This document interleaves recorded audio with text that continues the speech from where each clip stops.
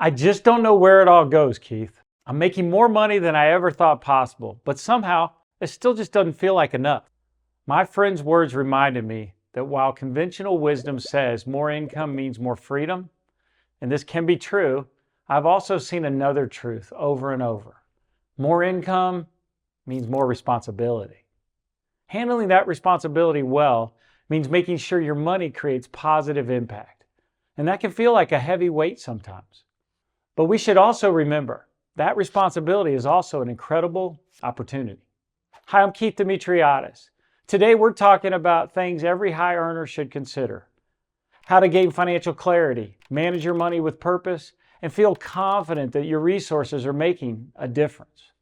Most of us are familiar with the concept of budgeting as it relates to covering bills and maybe putting away more money for the future.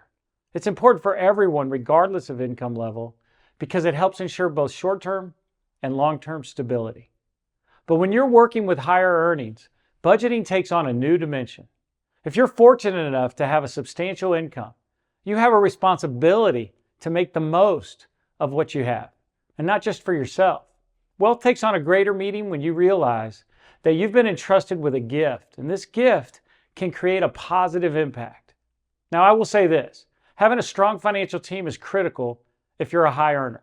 A good financial advisor, CPA, and attorney, they can help you navigate complex issues like taxes, investments, and estate planning, providing expertise and guidance to help you make informed decisions. And those things can get tricky, especially when your financial picture is more complicated. You want to have experts by your side. But, and this is important, you can't outsource good stewardship. Why? Because no one else can determine what's important to you or where and how you want to have an impact. This game requires active participation. It's a volunteer sport. Stewardship starts with the idea of caring for what you've been given. That means managing your resources thoughtfully, including your time, your skills, and of course, your money. More income, more responsibility. So what does good stewardship look like for you? Maybe it's providing for your family and ensuring they have what they need to thrive. Maybe it's setting aside time and money for experiences that bring joy or building a financial foundation that supports long-term goals. At a personal level, stewardship is about making choices that protect and nurture what's most important in your life. But stewardship doesn't stop with you. Once your personal needs are in order, stewardship broadens its reach. It turns outward and asks, how can what I've been given make a difference for others? This could mean supporting causes you care deeply about, whether it's your church, a nonprofit, or a community initiative. It might mean investing in opportunities that create lasting impact, helping, leading, or even completing significant initiatives. Think about it this way. The choices you make with your money ripple outwards. They affect your family, your community, and even the world around you. Remember, you've been entrusted with your resources. They're not just for you. More income, more responsibility. So how do you take this idea of stewardship and turn it into a practical plan? It all begins with a budget. Every financial decision you make starts with understanding where your money's coming from and where your money's going. First, you need a clear picture of your income. How much is coming in?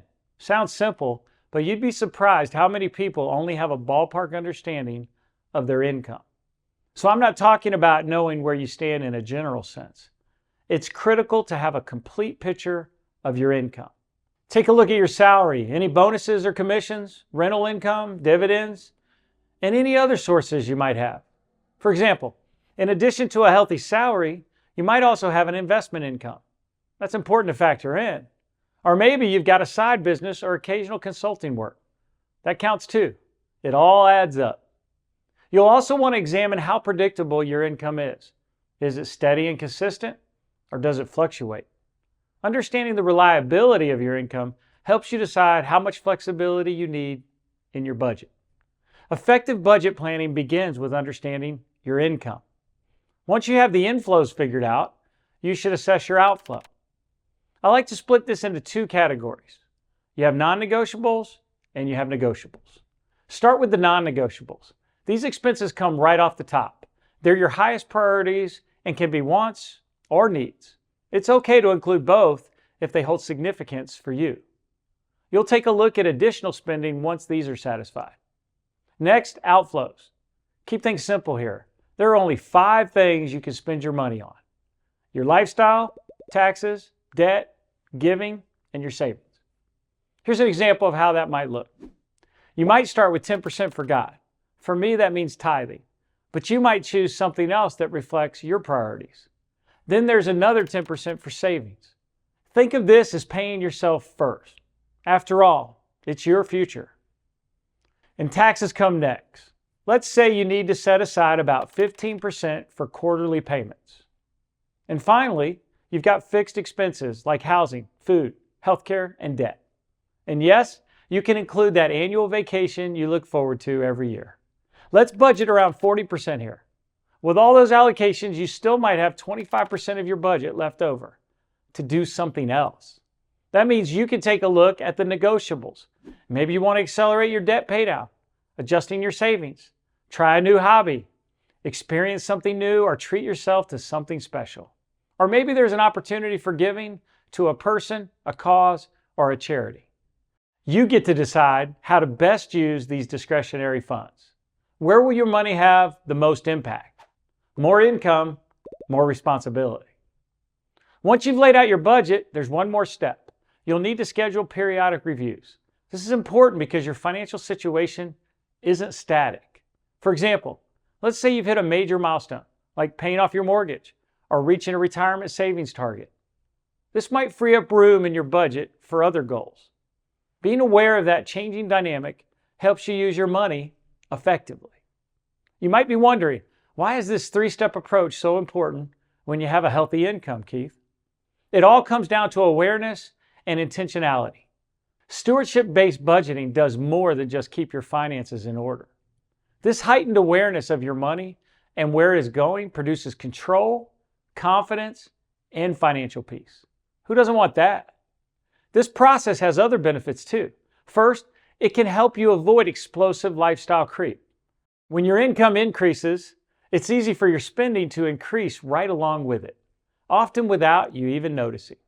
Suddenly, you're upgrading everything, from your car to your vacations, just because you can. Stewardship-based budgeting keeps your spending intentional, so you control your money, not the other way around. And while lifestyle creep can be an issue, the reverse is also true. High earners also run the risk of underspending. Does that surprise you? It's more common than you think, because many retirees have a scarcity mindset, and the fear of running out of money is top of mind. But if you've saved well, then I say live well. Not understanding your money can mean you've increased financial responsibility without the freedom or peace of mind. And that was the case with my friend. He'd spent so much time working to build wealth that taking time to understand his money just wasn't a priority. And after a while, the thought of trying to break it all down felt like such a burden. But it doesn't have to be that way. Since he felt overwhelmed, I suggested we go through it together. We started by getting everything on the table. We looked at his income, not just his salary, but the bonuses and passive income he'd been earning. In the end, his total income was higher than he realized. Next, we worked through his expenses. We separated the non-negotiables, his mortgage, utilities, groceries, healthcare, from the negotiables, like dining out, entertainment, and travel. This is where the shift happened. Once we broke it all down, we discovered he had room in his budget to do more. Not just for himself, but for others. That's when he started talking about giving. For years, he had wanted to support a local youth sports program, but never felt like he could afford it. With his new perspective, he decided to sponsor a team and help provide equipment for kids who couldn't afford it. What changed? It wasn't the numbers, it was his mindset. He went from feeling uncertain and restricted to feeling empowered and purposeful. By understanding his resources and putting them to work, he found a new purpose for his finances. And that made all the difference. You've worked hard to earn what you have. You've planned, you've saved, and built a strong foundation. You now have a wonderful opportunity to create a return on life for yourself, your family, your community, and your world. Remember, money's a tool. Use your money wisely, but use it. More income, more responsibility. Don't let fear or hesitation hold you back from making a positive impact. I'm Keith Demetriades. If you're interested in stewardship and money management, be sure to like and subscribe for more financial content. And please share this video with someone who could benefit from this information. Be a savvy steward. Make your life count.